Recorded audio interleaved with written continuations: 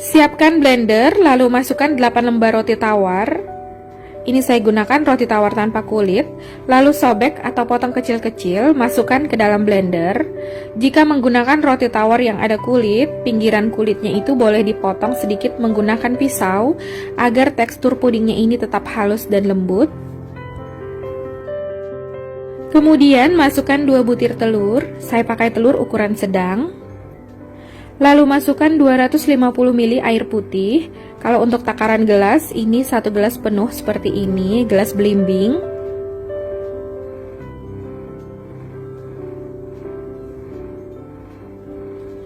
Lalu masukkan 300 ml susu cair. Kalau untuk takaran gelas, ini 1 gelas lebih.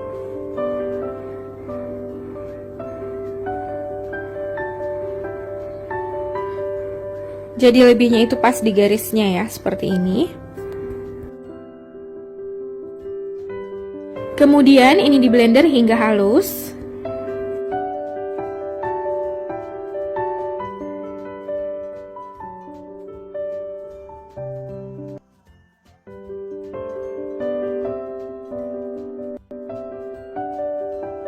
Setelah di blender halus, ini disisihkan dulu.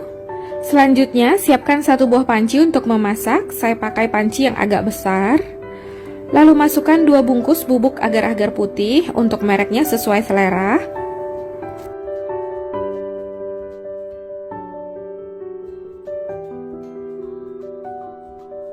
Kemudian masukkan 150 gram gula pasir atau setara dengan 10 sendok makan penuh.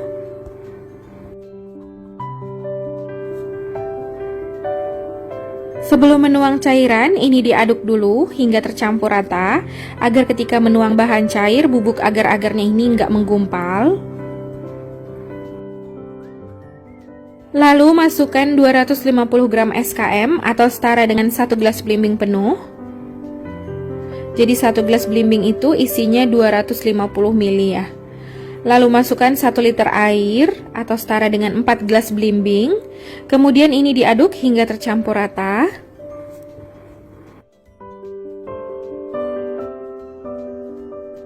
Selanjutnya ini dimasak hingga mendidih menggunakan api sedang. Sambil terus diaduk agar bagian bawahnya ini nggak gampang gosong. Setelah adonan mendidih seperti ini, masukkan bahan yang sudah di blender sebelumnya. Lalu ini dimasak lagi hingga mendidih dan mengental menggunakan api sedang sambil terus diaduk agar bagian bawahnya ini nggak gampang gosong.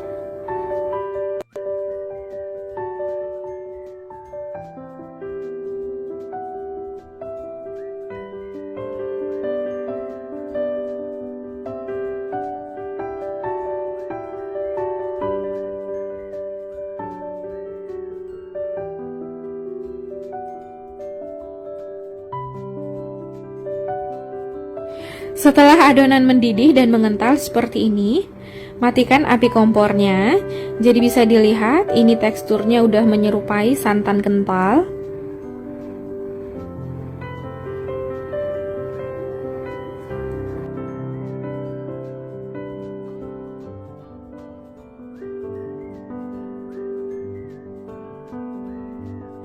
Kemudian masukkan 3 sendok makan margarin.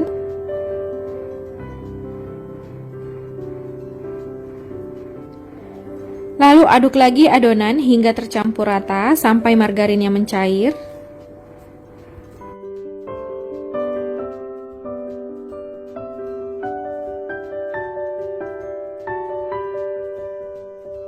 Setelah margarinnya cair dan tercampur rata ke seluruh adonan, ini warna adonannya akan sedikit menguning seperti ini. Kemudian adonannya siap untuk dibagi.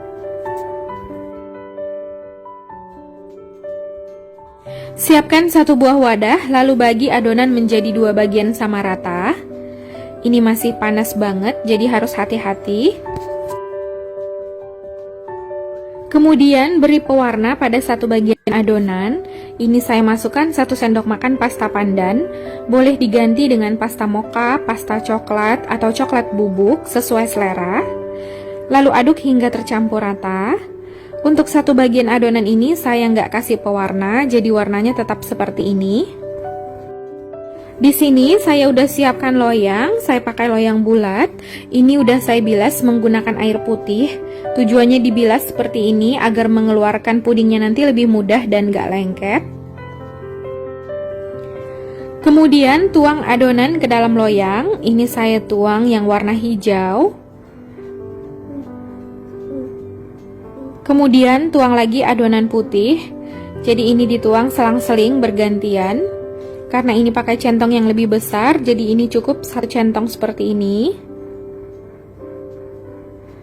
Dituangnya pelan di bagian tengah supaya adonannya nggak bercampur. Lalu tuang lagi adonan hijau di atasnya di bagian tengah. Ini dituang perlahan seperti ini. Karena ini centongnya lebih kecil, jadi ini lebih satu centong. Sekitar 1,5 sendok centong seperti ini ya, sendok sop. Begitu seterusnya, adonannya dituang secara berselang-seling sampai seluruh adonan habis dituang ke dalam loyang. Kalau adonan sudah mulai terasa lebih padat, itu adonannya sebelum dituang boleh diaduk dulu, jadi nggak cepat menggumpal.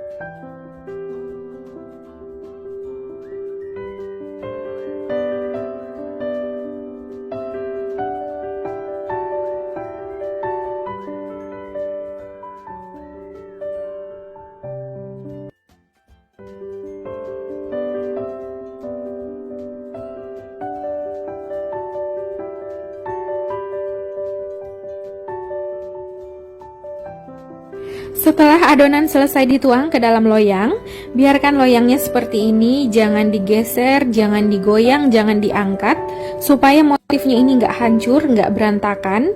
Jadi ini dibiarkan hingga set atau hingga mengeras sekitar 2 jam. Kalau udah mengeras baru boleh dimasukkan ke dalam kulkas. Jadi pudingnya ini dimakan dingin makin enak, apalagi kalau didiamkan semalaman di kulkas, rasanya ini makin enak. Jadi ini dibiarkan mengeras dulu, setelah mengeras baru disimpan di dalam kulkas ya.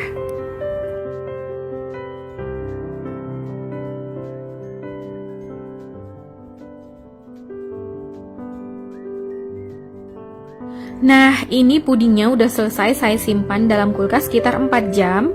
Jadi udah mengeras dan udah dingin. Selanjutnya tuang puding ke atas piring. Ini tinggal dibalik aja loyangnya.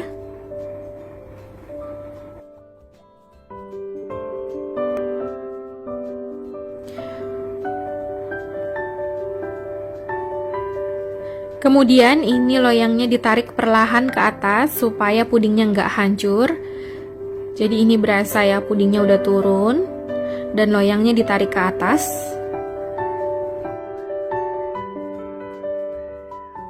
Nah, ini dia puding zebra pandannya udah jadi.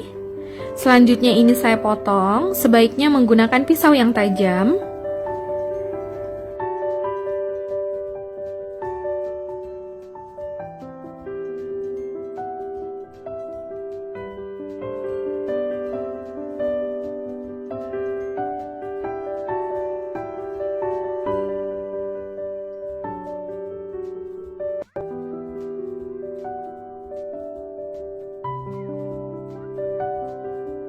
Sekarang saya mau cobain puding zebra pandannya. Ini kena tetesan air cherry sedikit, jadi agak pink.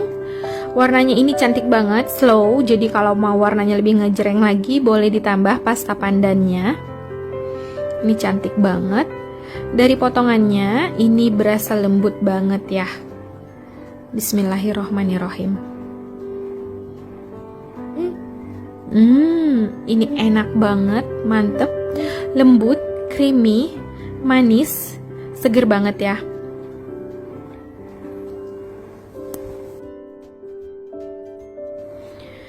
Ini enak banget, apalagi dimakan saat cuaca panas seperti ini. Jadi teksturnya ini nggak keras sama sekali ya. Ini lembut dan seger banget di tenggorokan. Jadi kalau untuk rasa, ini rasanya boleh diganti sesuai selera. Kalau suka rasa coklat, boleh diganti dengan pasta coklat atau pasta mocha. Ini enak banget ya. Dan makannya ini nggak ngebosenin. Ini saya udah habis satu potong besar ya. Ini enak banget, mantul, recommended. Nah, gampang kan cara buatnya? Silahkan dicoba di rumah ya. Semoga video ini bermanfaat. Terima kasih sudah menonton.